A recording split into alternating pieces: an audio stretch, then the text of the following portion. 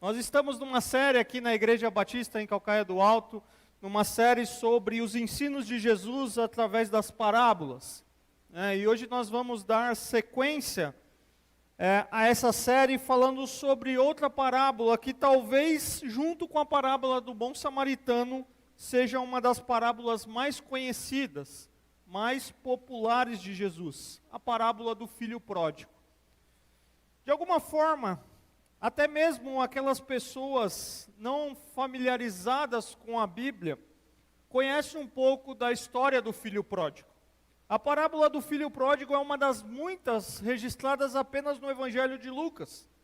E ela, de todas as parábolas de Jesus, é uma das mais ricamente detalhada, poderosamente dramática no seu enredo e fortemente pessoal. E sabendo disso, eu quero convidar você a abrir sua Bíblia em Lucas, capítulo 15, a partir do verso 11. Lucas, capítulo 15, a partir do verso 11.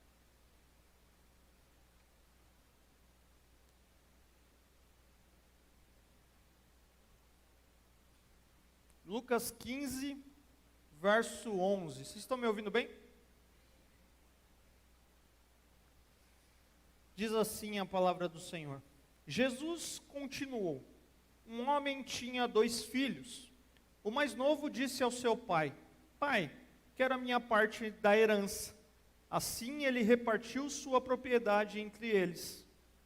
Não muito tempo depois, o filho mais novo reuniu tudo o que tinha e foi para uma região distante. E lá desperdiçou os seus bens, vivendo irresponsavelmente.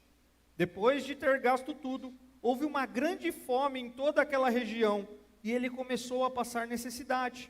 Por isso foi empregar-se com um dos cidadãos daquela região, que o mandou para o seu campo a fim de cuidar de porcos. Ele desejava encher o estômago com as vagens de alfarrobeira que os porcos comiam, mas ninguém lhe dava nada. Caindo em si, ele disse: Quantos empregados de meu pai têm comida de sobra e eu aqui morrendo de fome? Eu me porei a caminho e voltarei para meu pai e lhe direi: Pai, pequei contra o céu e contra ti. Não sou mais digno de ser chamado teu filho. Trata-me como um dos teus empregados. A seguir levantou-se e foi para seu pai. Estando ainda longe, seu pai o viu e, cheio de compaixão, correu para o seu filho e o abraçou e o beijou. O filho lhe disse: Pai, pequei contra o céu e contra ti, não sou mais digno de ser chamado teu filho. Mas o pai disse aos seus servos: Depressa, tragam a melhor roupa e vistam nele. Coloquem um anel em seu dedo e calçados em seu pé. Tragam um novilho gordo e matem-no. Vamos fazer uma festa e alegrar-nos. Pois este meu filho estava morto e voltou à vida. Estava perdido e foi achado, e começaram a festejar o seu regresso. Enquanto isso, o filho mais velho estava no campo. Quando se aproximou da casa, ouviu a música e a dança. Então chamou um dos servos e perguntou-lhe: O que está acontecendo? Este lhe respondeu: Seu irmão voltou, e seu pai matou o novilho gordo, porque o recebeu de volta são e salvo.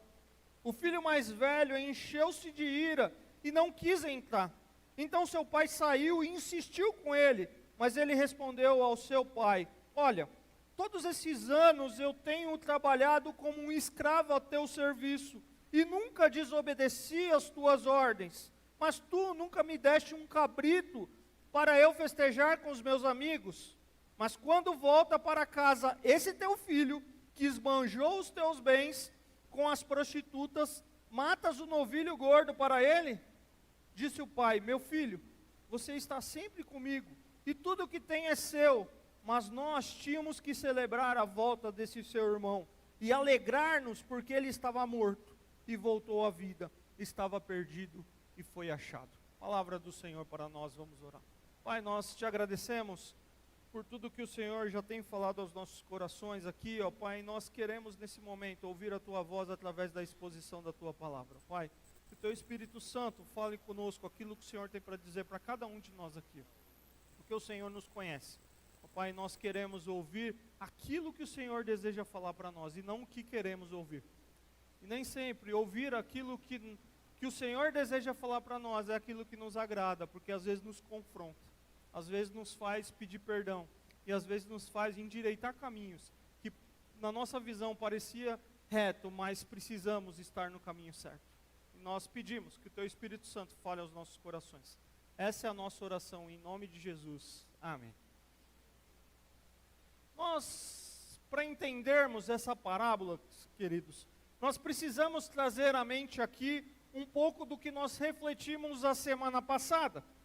Uma vez que eu falei a semana passada que nesse capítulo 15 de Lucas, Jesus conta 3 parábolas que estão interligadas. E essa é a terceira dessas parábolas. E quando Jesus, ele conta essa parábola, ele conta essa história, ele ilustra essa história, ele faz aqui seus ouvintes pensarem através de uma analogia, de uma história, ele está sendo questionado. E a questão colocada em torno de Jesus é: por que Jesus se associa com pecadores? Você vai lembrar do capítulo 15, você pode voltar na sua Bíblia, nos versos 1 e 2, que o texto diz assim: todos os publicanos e pecadores estavam se reunindo para ouvi-lo, mas os fariseus e os mestres da lei o criticavam. Este homem recebe pecadores e come com eles. Os 2 primeiros versos de Lucas, capítulo 15, descreve que um grupo de pessoas, na visão deles de reputação duvidosa dentro do seu contexto, chamado de publicanos e pecadores, estavam se reunindo para ouvir Jesus. Mas os fariseus, os mestres da lei, os escribas, estavam incomodados e o criticavam. Por que Jesus está juntando um monte de gente para ouvi-lo, que nós, religiosos, não queremos perto deles? E por isso eles, questionando isso e pensando sobre isso, eles dizem: este homem recebe pecadores, e além do mais, ele come com eles. Eu falei a semana passada, na parábola da ovelha perdida, que a primeira pergunta que nós precisamos fazer para entender o contexto daquela parábola, e também nós precisamos para entender o contexto dessa parábola que nós estamos falando hoje, é quem eram os publicanos e quem eram os pecadores. Os publicanos, dentro daquele contexto, eles eram os cobradores de impostos, eles eram mal vistos pela sociedade da época, porque além deles cobrarem impostos, eles extorquiam o povo. Mas não só isso, eles se associavam com Roma, e eles eram repudiados, porque além de se associar com Roma, eles extorquiam o povo. Esses eram os publicanos.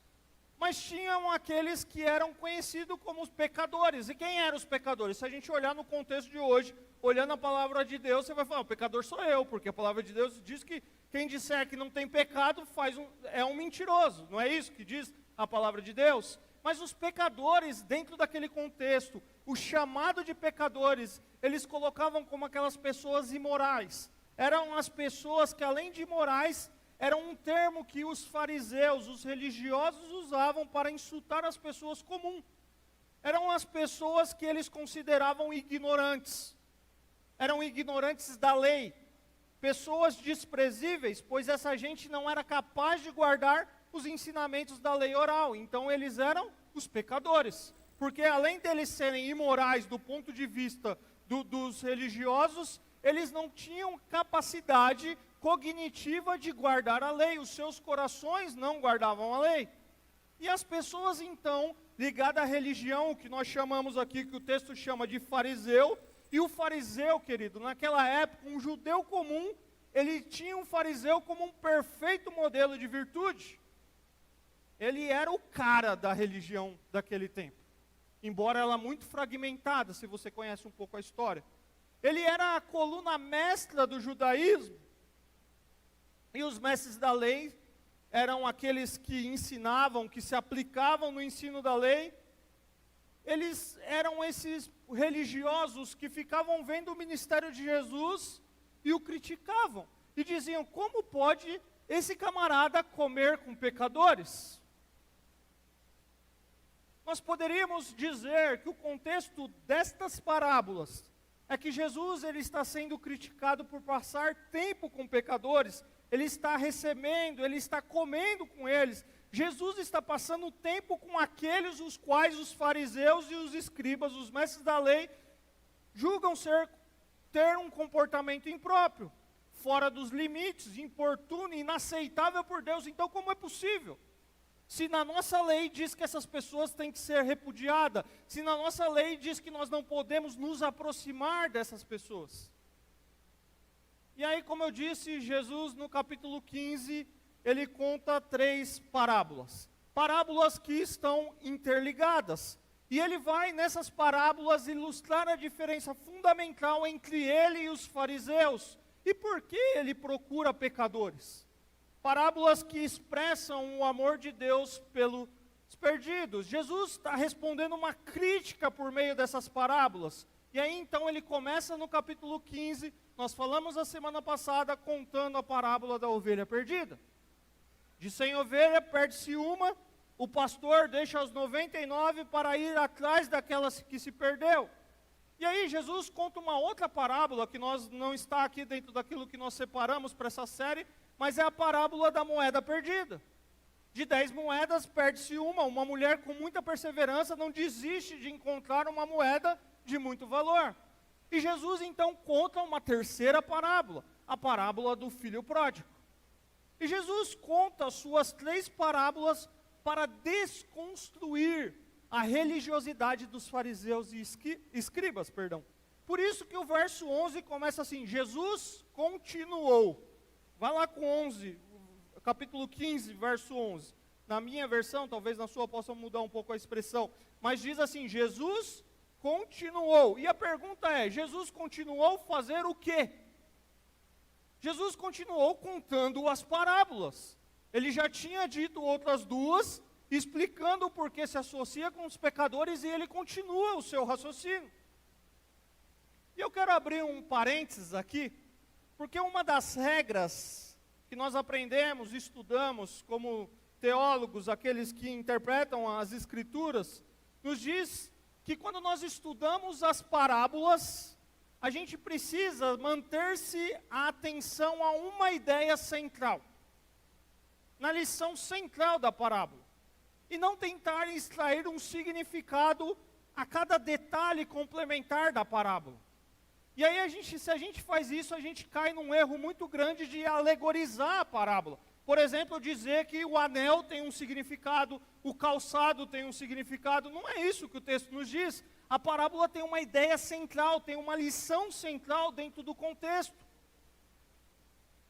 E a lição central, queridos, dessa parábola, é que Jesus está indicando o contraste violento entre a alegria de Deus na redenção dos pecadores e o coração inflexível e hostil dos fariseus em relação a esse mesmo pecadores. É isso que Jesus está ensinando nessas parábolas. Se nós tivéssemos que resumir as lições das 3 parábolas, é que Jesus está falando, existe uma alegria, Deus se contenta, Deus vai buscar o perdido, Deus salva o perdido, tem alegria na redenção de pecadores. Mas existe um grupo dentro desse contexto que está inflexível, o seu coração é duro em relação a esses mesmos pecadores, como pode? E aí quando nós lemos a parábola, e a parábola descreve de forma geral, para nós, 2 tópicos que nós poderíamos, para entender aqui na nossa cabeça a parábola. Primeiro, ela constrói para nós a partida e a volta do filho. Filho pródigo é o filho esbanjador, é o filho gastador, aquele que esbanja. E a primeira coisa que nós vemos é a partida e a volta dele. E depois, dentro desse contexto da volta dele, nós temos o ressentimento do seu irmão mais velho. E Jesus então, ele conta a história.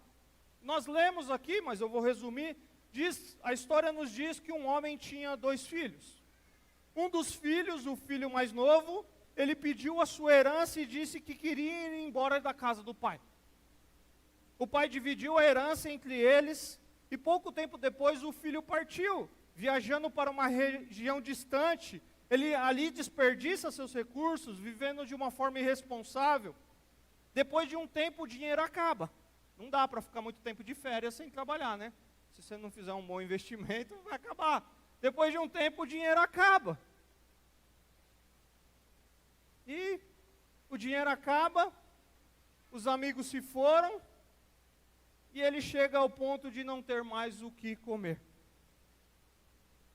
E diante dessa situação, ele foi trabalhar cuidando de porcos. E aqui a gente vai falar um pouquinho, mas a gente precisa entender isso, porque isso é um serviço desonroso dentro daquele contexto.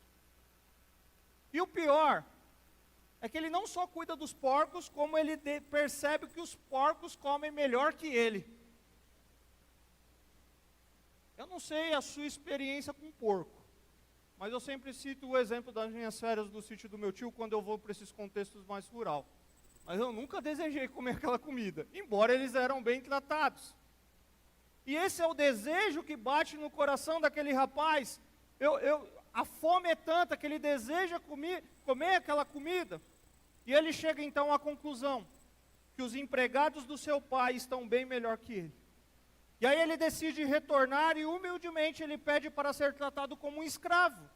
Ele de uma certa forma demonstra arrependimento, ele admite o seu fracasso e ele decide voltar. E agora o pai, quando o pai vê a cena, vê o filho voltando, o pai ele age com misericórdia. O filho é bem recebido em casa, como se nada tivesse acontecido. E o filho mais velho, movido por algum ressentimento,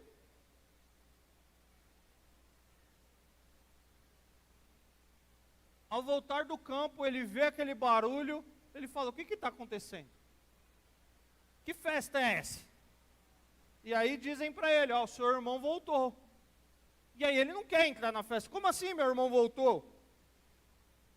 E aí o pai vai ao encontro desse filho e convence, e tenta, dialoga com ele para convencê-lo a participar. E ele diz: o que está acontecendo não é justo. O pai está desprezando os seus anos de serviço fiel e obediente. Essa, querido, é a grande história da parábola. Mas é interessante que à medida que nós lemos o texto, e nós identificamos os personagens principais, nós podemos, tendo como pano de fundo a ideia central, nós podemos extrair e destacar algumas lições. E é isso que eu quero fazer nessa noite. Eu quero aqui destacar 3 lições que essa parábola nos ensina. A primeira lição que nós aprendemos ao ler essa parábola é que nós precisamos compreender a possibilidade de um recomeço. Existe a possibilidade de um recomeço. Quando nós lemos a parábola, nós temos a tendência de concentrar a atenção no filho pródigo. Por isso as editoras, os intérpretes da Bíblia colocam o título da parábola como o filho pródigo. A tendência que nós temos é concentrar a atenção nele, que dentro do contexto de Lucas representa aqui os coletores de impostos, os pecadores. É como se o filho pródigo fosse esses coletores de impostos e esses pecadores.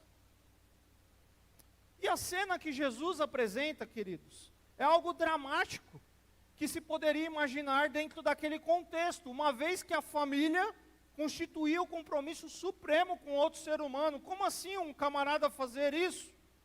E aí o verso 2 nos diz que o filho mais novo disse ao seu pai: pai, quero a minha parte da herança. Imagina você chegar para o seu pai e dizer assim: eu não tenho esse privilégio de pedir herança, né? Talvez vai ser um ou outro bem que meu pai tem. Mas imagine você chegar para o seu pai e falar: pai, eu quero a minha parte da herança. Qual é o primeiro pensamento da cabeça do seu pai e da sua mãe? Está querendo que eu morra, né? Já está querendo ficar com aquilo que eu construí aqui. Talvez esse é o primeiro pensamento. Você chegar para o pai e para a mãe e dizer: eu quero a minha parte da herança. Não é algo comum. É diferente do pai, em vida, tomar algumas decisões de repartir as coisas, de colocar na mão dos seus filhos, mas você chegar para o seu pai e falar: pai, eu quero a minha parte. O filho pedir a herança do pai enquanto esse ainda estava vivo, naquele contexto, tinha um peso tão grande que equivalia como se o filho desejasse a morte do pai. Os estudiosos vão nos dizer que pedir ao pai a herança por antecipação era algo impensável na antiguidade. Seria o equivalente a dizer: pai, eu queria que você estivesse morto. Era um ato grave de rebelião. E em casos como esse, a lei judaica, o judaísmo previa inclusive deserdar o filho. Você está sendo muito ganancioso, então você pode inclusive ser deserdado.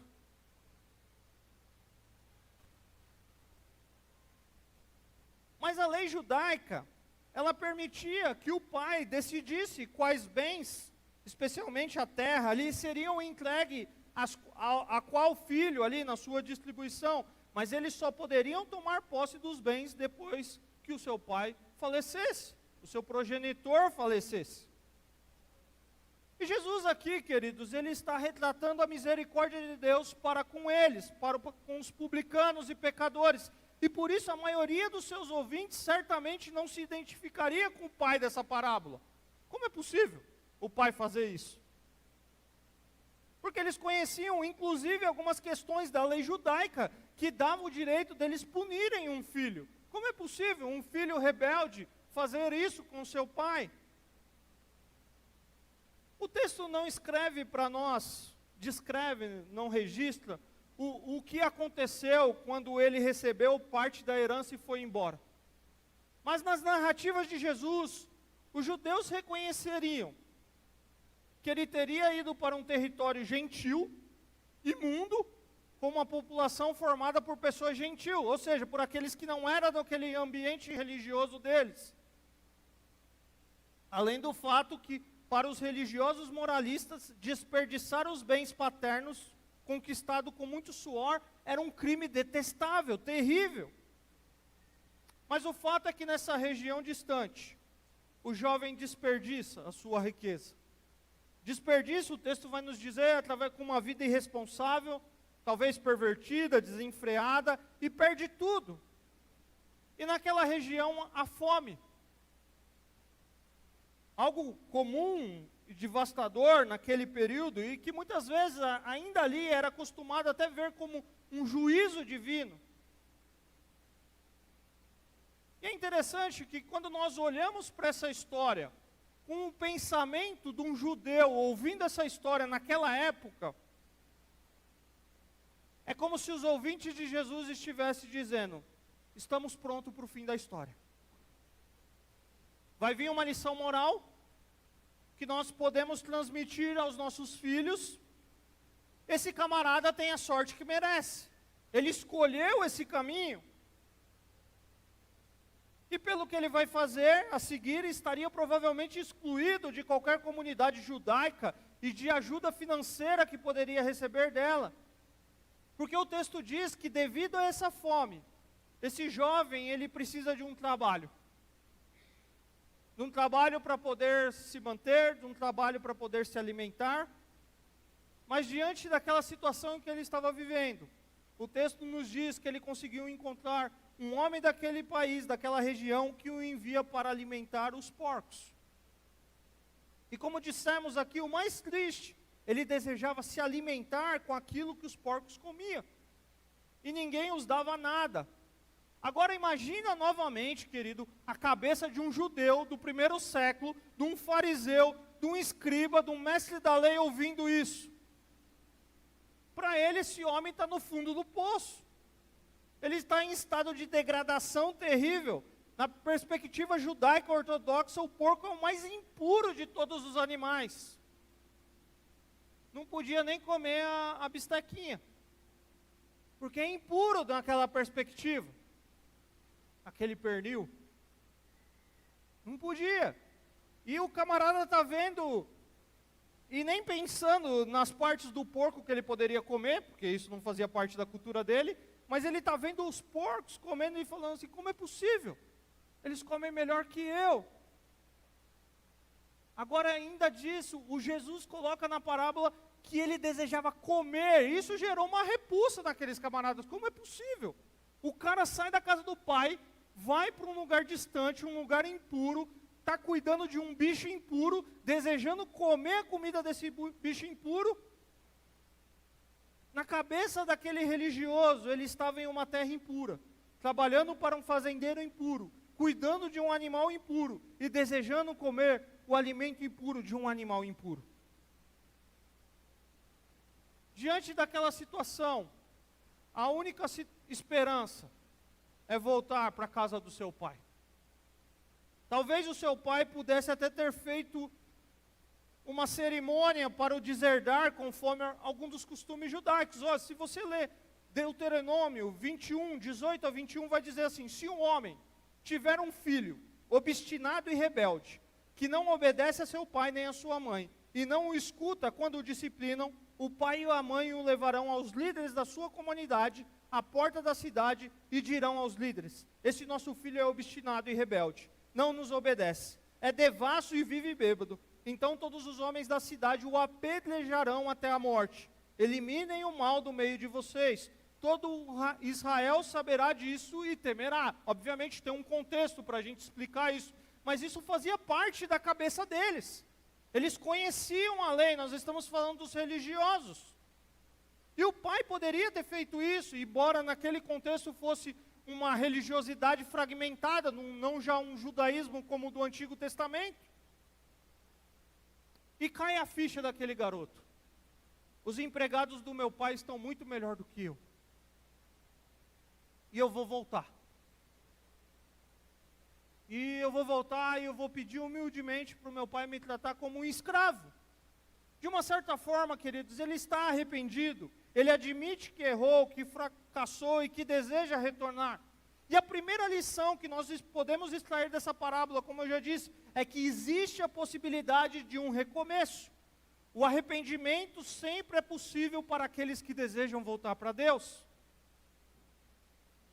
Assim como o filho pródigo sempre teve a opção de se arrepender e voltar para casa, de igual modo todos nós, todos os pecadores, por mais ímpios que sejam, podem se arrepender e confessar os seus pecados e se voltar em contrição para Deus.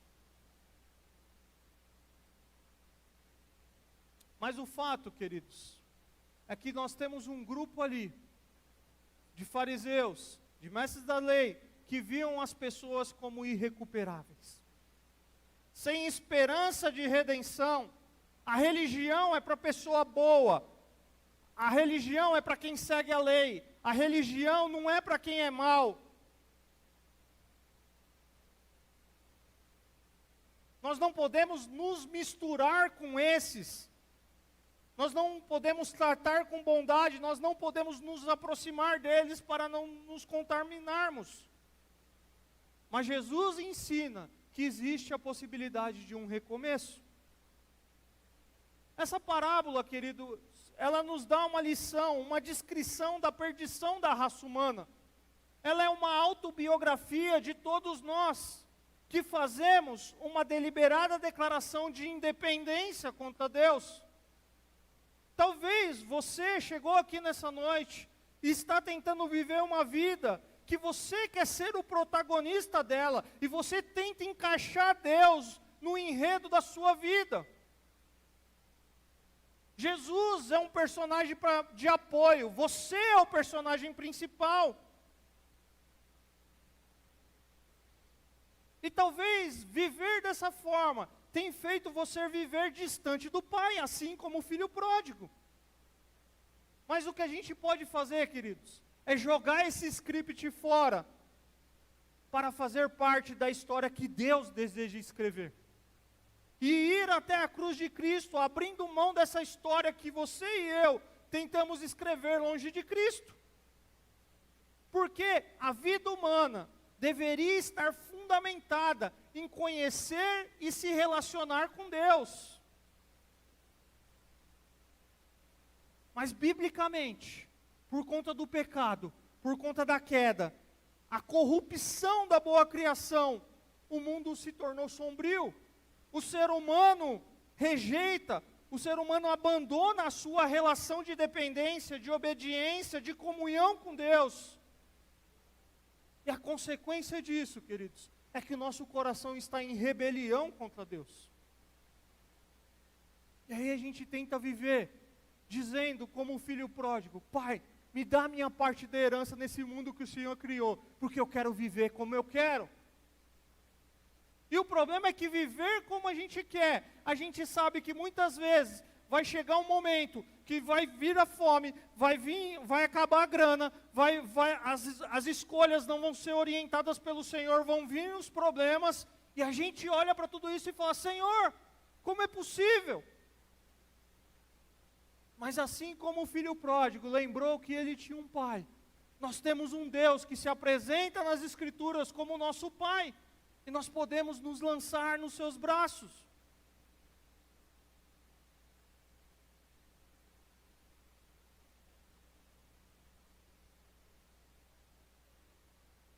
A Bíblia diz, queridos, que eu e você, numa condição natural de criatura, sem relacionamento com Deus, através de Cristo Jesus, nós estamos distante de Deus. E a Bíblia diz que nós vivemos deliberadamente, desde o pecado de Adão e Eva, com a nossa natureza pecaminosa, distante de Deus. E é necessário que Deus faça um novo ato criador. Comece outra vez, crie de novo, crie uma existência. E por isso a Bíblia chama Jesus de segundo Adão. E em Jesus diz que nós podemos nascer de novo, nascer do Espírito. E ali é possível estar em Cristo, estar unido a Ele. E por isso nós precisamos entregar a nossa vida a Ele e a confiar nele como Senhor e Salvador da nossa vida. Eu falei a semana passada e eu repito: a Bíblia é a história de Deus, centrada na obra redentora de Cristo, que reescreve as nossas histórias, queridos. O perdão sempre é possível. Nas Escrituras, o único pecado imperdoável é o pecado da incredulidade. Aqueles que não querem se arrepender e ser salvos, e que nunca desejam mudar a sua maneira de viver e de pensar, mas Deus está pronto para te receber, para te abraçar, para te perdoar e para te dar boas-vindas. Essa é a mensagem do Evangelho, queridos. O Evangelho não é uma mensagem para quem fez carreira na igreja, eu repito isso, embora é muito gostoso ter crescido num ambiente da igreja. O Evangelho é uma mensagem de arrependimento, uma mensagem que Cristo Jesus morreu pelo perdão dos nossos pecados, e não importa o que você fez até hoje, Ele perdoa.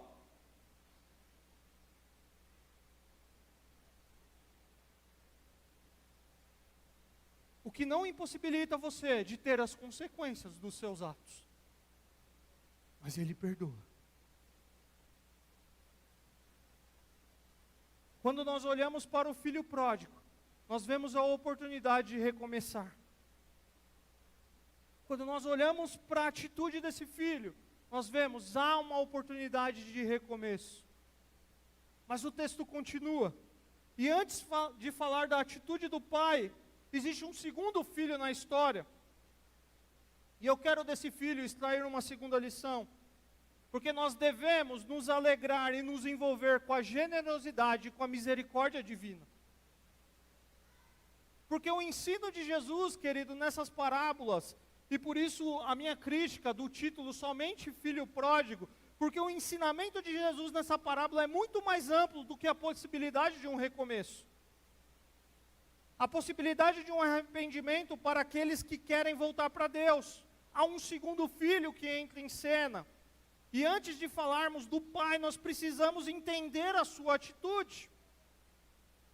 Porque diferente do pai, nós vimos nos versos 25 a 30, diferente do pai que se alegra com a volta do filho pródigo, o filho mais velho se queixa. O filho mais velho fica irado. O filho mais velho recusa entrar na casa e participar da festa. E ele alega ser o único que havia trabalhado como escravo por toda a sua vida, e que a sua fidelidade nunca havia sido recompensada com uma festa, como aquela que o seu pai estava dando para o seu irmão. E ele cria uma distância. Se você ver o verso 30, ele vai criar uma distância, porque ele vai falar para o pai assim: esse seu filho, Ele inventa ou diz uma informação que até então o texto não apresenta para nós, e diz: ele esbanjou os bens com as prostitutas.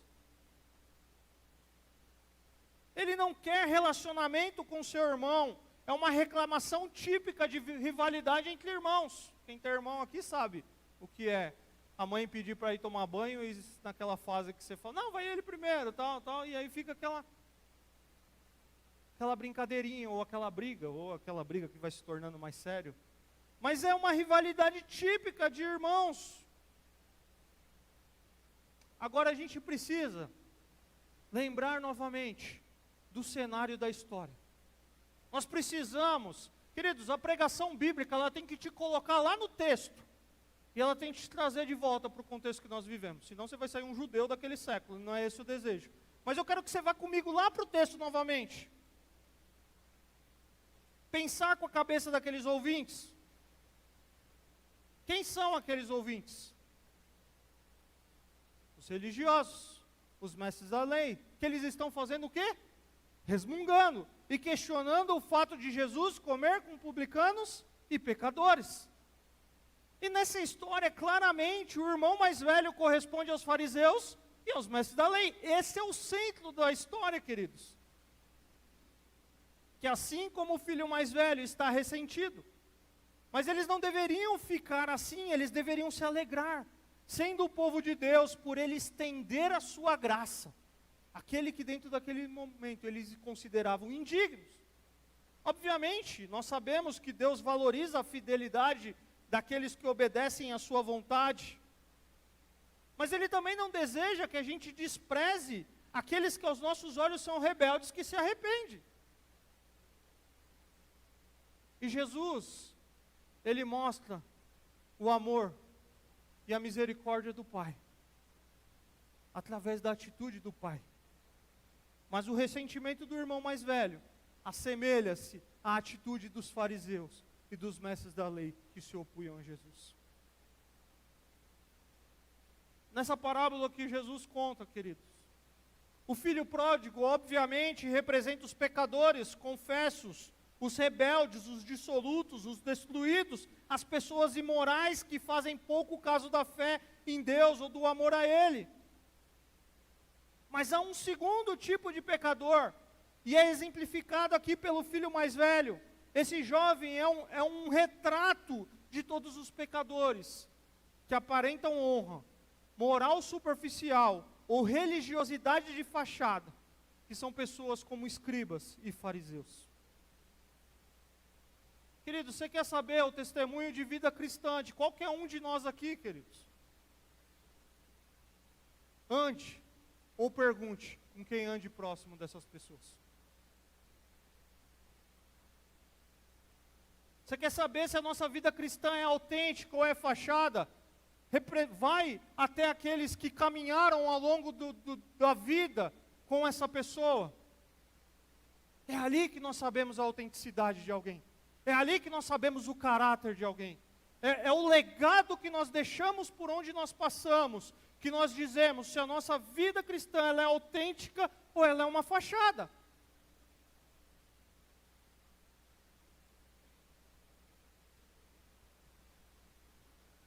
Porque nós vemos nessa história, queridos, dois filhos perdidos. Um filho perdido lá fora, no mundo, mas outro estava perdido dentro da sua própria casa.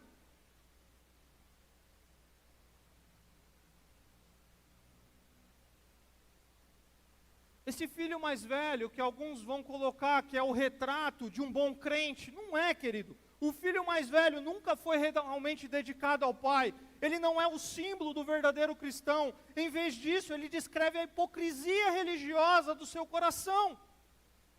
Ele é a figura do fariseu na história de Jesus. O filho mais velho acaba se revelando tão perdido e escravizado pelo pecado quanto o seu irmão. Hernandes Dias Lopes, no seu comentário de Lucas, ele descreve que o filho mais velho não gastou sua herança dissolutamente, não vivia em orgias e farras, nunca havia envergonhado o pai, sempre estivera na casa paterna, trabalhando para o pai, mas também estava perdido. Há pessoas, queridos, perdidos dentro da igreja. E aí o Hernandes de Lopes vai dizer que nunca foram para uma boate, nunca se drogaram, nunca se prostituíram, mas estão perdidas na casa do Pai. Porque o que faz o seu novo nascimento, querido, não é o cargo que você ocupa na igreja, não é a fachada que você veste na igreja, mas é ter nascido de novo. Isso que te faz ser alguém que mora na casa do Pai e que desfruta do contato com o Pai e está sendo transformado pelo Pai. Eu fico lendo essa parte da história e pensando como aplicar isso sem cometer aquilo que nós chamamos de anacronismo, que é quando a gente atribui o costume de uma época dentro de outro período. Como que eu faço isso? Como eu olho para a cabeça do escriba, do fariseu e olho para o nosso contexto hoje? Mas não tem, queridos, como negar que na igreja, no povo de Deus, nós também podemos ficar ressentidos com a generosidade divina. Até com aquilo que classificamos como o mais rebelde dos pecadores. Queridos, a gente deveria dar glórias a Deus quando a gente escuta o relato de alguém que nos seus últimos suspiros de vida confessou Cristo Jesus como Senhor e Salvador. Mas o filho pródigo, ou o irmão do filho pródigo, ele fala, mas viveu a vida de forma de rebelde. Mas graças a Deus, que a sua misericórdia o alcançou. Os irmãos do filho pródigo são aqueles que estão na casa do Pai, mas desobedecem os mandamentos de amar a Deus e ao próximo. Amar a Deus sobre todas as coisas e amar o próximo como a si mesmo. São aqueles que confiam na sua própria justiça, enxergam e julgam os outros, mas não conseguem perceber as suas atitudes, enxergam o pecado do irmão, mas não reconhecem os seus próprios pecados. É gente que está na casa do Pai, mas o seu coração é cheio de ressentimento, é cheio de amargura, se sente melhor, superior que os outros. A sua religião não consegue perceber o amor, a compaixão, a misericórdia, a graça, a restauração, porque sua religião é fundamentada em mérito pessoal.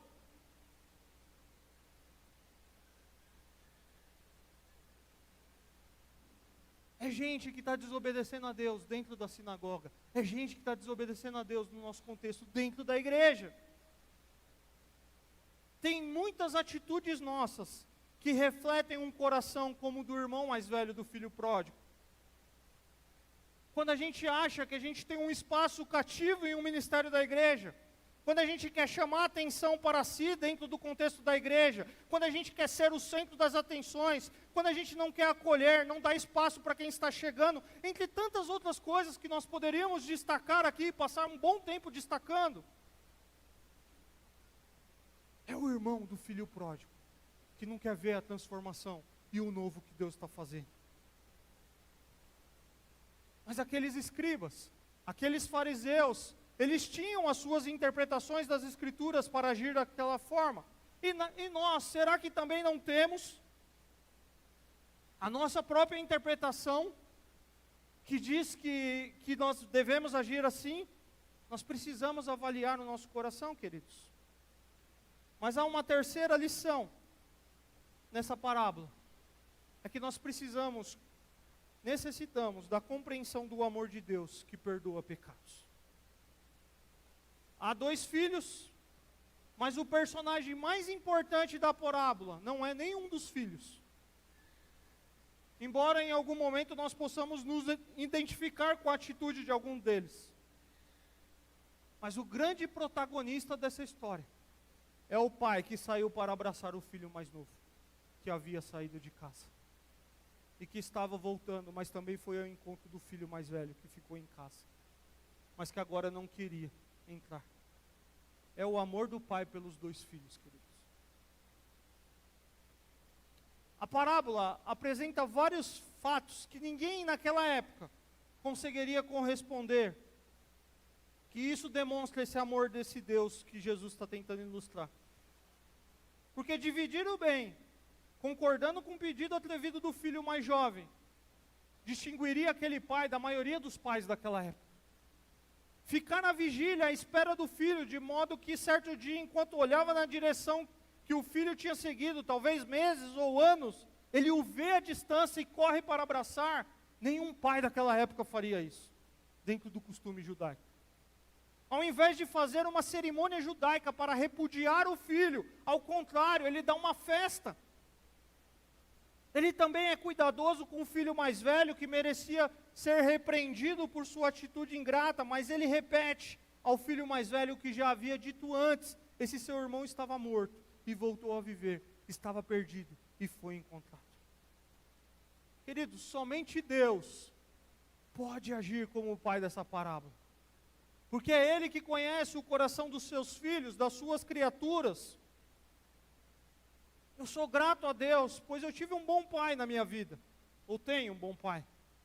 Mas por melhor que meu pai tenha sido, ele também tinha as suas chateações comigo. Mas essa parábola demonstra um pai muito melhor. Eu me lembro de um fato da minha infância, começo de juventude. Comecei a trabalhar cedo e eu comprei um tênis de marca. Meu primeiro tênis de marca, porque até então meu pai não tinha condições de me dar um tênis de marca na divisão com os irmãos ali. E eu comprei, eu paguei, ainda estou velho, né? No MAP, lembra do MAP? Lá do MAP, lá atrás. Aí comprei um tênis de marca e tal.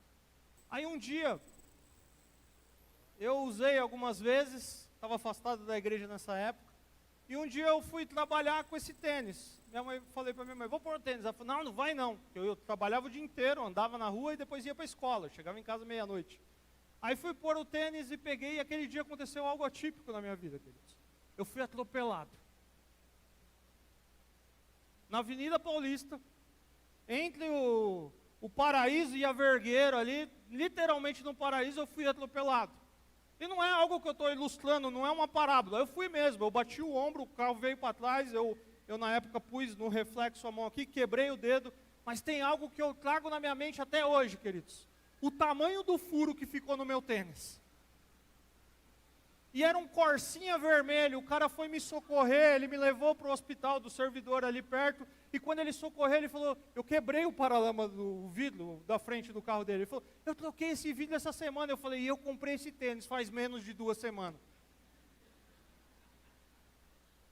Cheguei em casa, queridos, tudo sujo, pegando o trem, sujo, enfaixado. Eu caí no meio da rua, todo enfaixado, sujo, quebrei o dedo, depois precisei passar no médico novamente para pôr o gesso. Mas tem algo que eu guardo no meu coração até hoje, queridos. A minha mãe ficou brava comigo, obviamente. Eu falei para você não ir com esse tênis, menino, não sei o quê. Aí meu pai olhou para o tênis e ele falou, dá para arrumar. Meu pai era motorista particular, eu vou num sapateiro que eu levo lá e ele consegue. Queridos, o tênis estava novinho, a única coisa que tinha no tênis era um furo. E era aqueles tênis de tecido, então ficou mais fácil. Ele pegou o tênis, levou para o sapateiro, e o sapateiro trocou o forro daquele tênis. E eu usei aquele tênis por muitos anos. E eu guardo isso no meu coração, porque eu merecia isso. Não merecia. O meu pai e minha mãe deviam ter pego aquele tênis e tacado na minha cabeça. Mas o meu pai viu a minha dor, o compromisso que eu tinha de pagar mais alguma... Eu estava com medo de não pagar as parcelas que faltavam no cartão dele. Nem lembro. De não pagar as parcelas, mas foi lá e levou o tênis. Mas por melhor que a gente tenha um pai que leva o nosso tênis, que constrói, que tenta tratar os buracos físicos de algum bem material nosso, que ajuda nos buracos do nosso coração, nós temos um pai amoroso.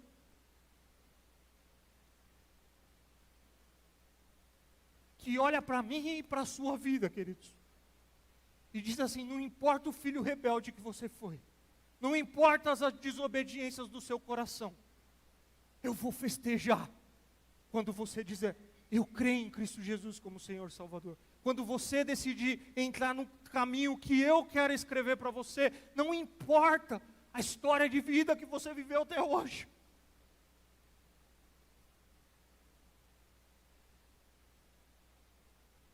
Estava lendo uma frase ao estudar esse texto e a frase dizia, os braços do Pai são acolhimento e refúgio para os ausentes que voltam, mas também são reconciliação e ternura para os presentes que se chateiam com alguma coisa. Os braços do Pai são acolhimento e refúgio para os ausentes que voltam, mas são reconciliação e ternura para os presentes que se chateiam com alguma coisa.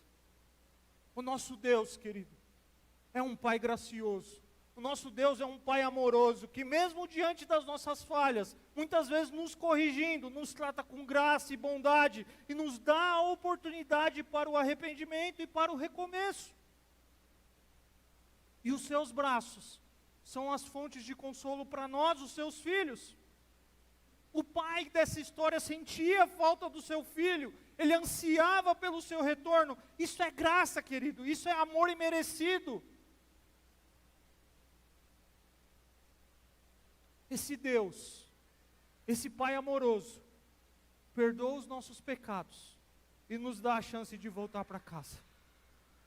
E sabe como Ele tornou isso possível? Enviando o seu Filho unigênito a esse mundo, para viver, morrer e ressuscitar.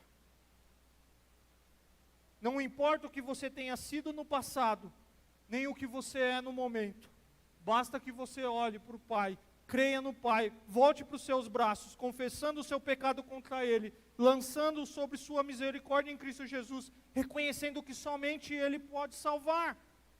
É ali na cruz, onde nós vemos o amor de Deus demonstrado, a justiça de Deus demonstrado. E é ali que Ele perdoa, e Ele olha para mim e para você e nos vê justo. Minha mãe, com certeza, toda vez que olhava para aquele tênis, deveria lembrar, um menino rebelde. Mas em Cristo Jesus não é assim. Na cruz de Cristo, não importa a vida que nós vivemos até hoje, Ele nos faz justo. Ele perdoa. E é interessante porque a parábola termina. E a parábola termina meio que em aberto, de forma inconclusa. Porque nós não sabemos como o filho mais velho reagiu. Nós não sabemos por quanto tempo o filho mais novo se manteve arrependido. O texto não diz isso. Mas a grande questão para nós é, será que isso importa? Porque a questão aqui é como nós reagimos. É quais as áreas da nossa vida que nós precisamos de arrependimento. E talvez você pergunta, será que Deus me receberá de volta, tendo como base tudo que eu tenho vivido até hoje? O grande ensino dessas parábolas, em conjunto, é que deve-se buscar os pecadores como as ovelhas ou moedas perdidas. Eles devem ser bem recebidos em seu retorno.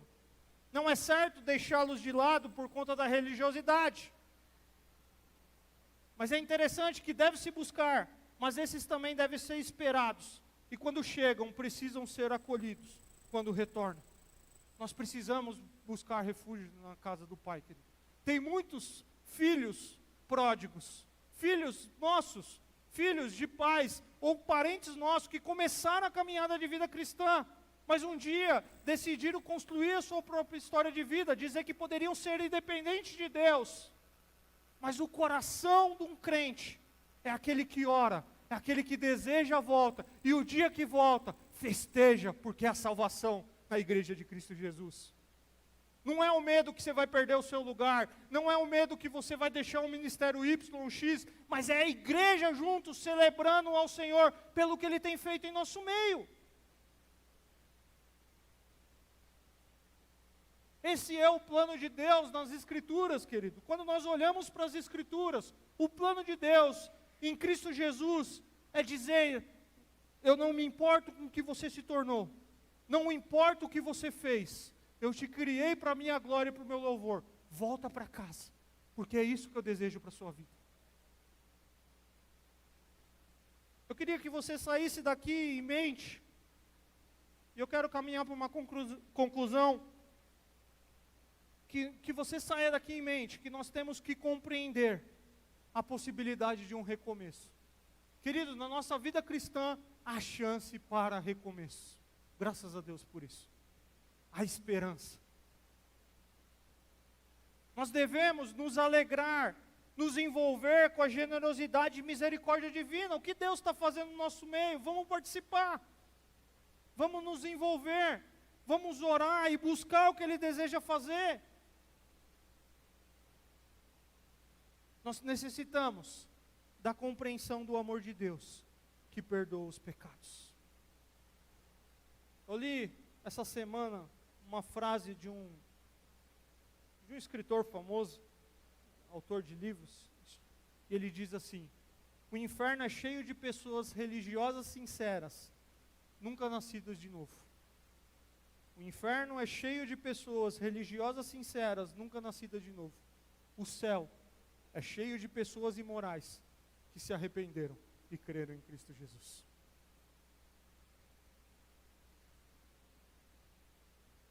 Deus continua oferecendo salvação ao homem. Em amor, Deus resolveu salvar pecadores como eu e você. Em seu Filho, Jesus Cristo, que sendo um com o Pai, entrou na história humana e viveu como um homem, obedecendo a lei, cumprindo a justiça de Deus, ofereceu-se a si mesmo como sacrifício em favor de pecadores, justificando os pecadores com arrependimento e fé, reconciliando os homens com Deus e adotando em sua família. Por isso nós precisamos voltar para casa. Nós precisamos voltar para os braços do Pai. Repito, Deus é um Pai muito mais amoroso. Que eu vejo a generosidade e o amor do meu pai de ter levado o meu tênis, como eu disse, lá na sapataria para corrigir, para consertar. Deus é um Pai muito mais amoroso, que Ele olha para os buracos da sua vida, Ele olha para o seu coração, Ele olha para aquilo que Ele sabe que você não deveria viver e que você viveu, e Ele diz assim: eu perdoo, eu restauro, eu faço nascer de novo. Queria que você baixasse sua cabeça nesse momento e você conversasse com Deus.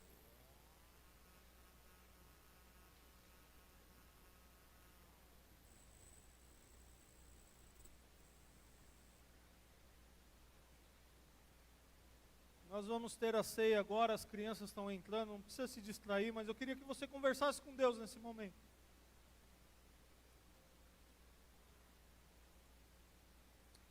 Pai, nós te agradecemos pela Tua palavra, Pai. Palavra que diante da grandeza dela nós nos sentimos limitados na exposição dela, Pai. Mas nós cremos que nós, ao olhar para a Tua palavra, existe a possibilidade de um recomeço, Pai.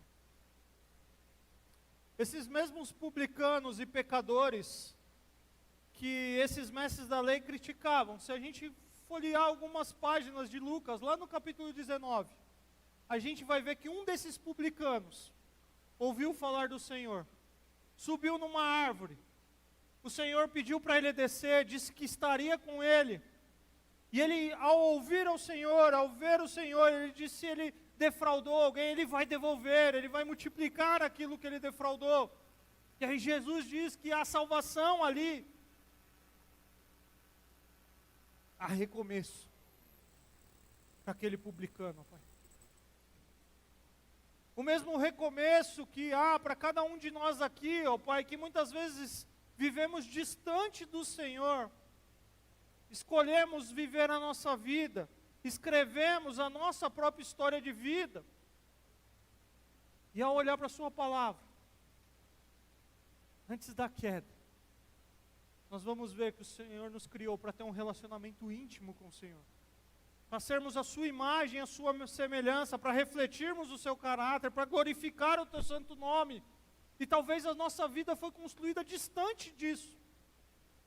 Nós incluímos tantos outros elementos, a bebida, o adultério, os vícios, ó Deus, a fragmentação do valor da família, da sexualidade, e tantas outras coisas que nós adicionamos no decorrer da vida. Mas quando nós olhamos para a Tua palavra, nós vemos que existe a possibilidade em Cristo Jesus de um recomeço. É possível nascer de novo. É possível nascer do Espírito. é possível de ser perdoado, porque a sua palavra nos diz que se nós confessarmos os nossos pecados, o Senhor é fiel e justo para nos perdoar e nos purificar. Mas, ó Pai, também ao longo da nossa vida, da nossa caminhada da igreja, parece que nós esquecemos daquele dia que nós chegamos e que nós necessitávamos do Senhor, reconstruindo, moldando a nossa história, ó Pai. E às vezes nós vestimos uma máscara de religiosidade, de moralidade,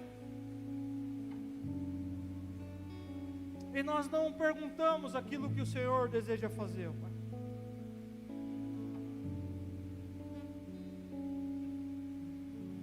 Mas que no nosso coração haja esse desejo de estar sensível à sua graça, à sua misericórdia em nosso meio, e querer viver o que o Senhor deseja fazer nessa igreja, Pai.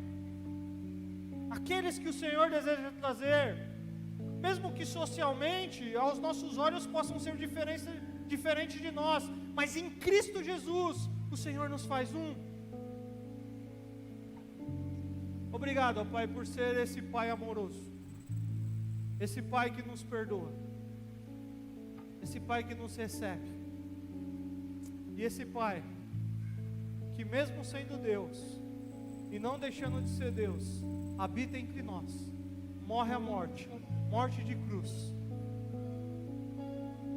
e o seu sacrifício torna possível que as nossas vidas sejam refeitas pelo Senhor.